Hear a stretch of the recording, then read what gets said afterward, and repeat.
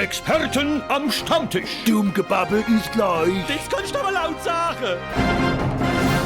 Stellen euch mal vor, mein Sohn, der Wilhelm, will jetzt einen eigenen Pferd. Ist dir im Klaren, was so ein Pferd kostet tut? Ja, natürlich weiß ich das, aber der Bu lässt nicht locker. Willi, was du jetzt brauchst, sind psychologische Erziehungstipps. Und da bin ich genau der richtige Ansprechpartner. Kannst du mir das nochmal näher erklären? Du erklärst deinem Sohn Folgendes.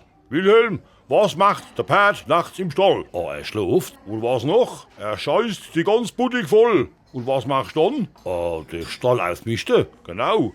Und was macht's wo vor nachts in der Garage? Oh, nix. Der steht halt blöd rum. Was hat der Pferd am nächsten Tag? Vielleicht Hunger? Richtig. Jetzt muss der Pferd gefüttert werden. Und was ist mit dem Moped? Oh, nix. Ein Moped frisst ja nix, außer ein bisschen Sprit. Jetzt braucht der Pferd Auslauf. Und was ist, wenn du zurückkommst? Ah, da musst du gleich Drucker reiben und striegeln. Und das Moped? Kannst mit dem Gartenschlauch abspritzen. Und wenn's halt einmal total verdreckt ist, zieh ich meinen Neoprenanzug an und fahr durch die Waschanlage. Außerdem hat der Moped noch viel mehr Vorteile.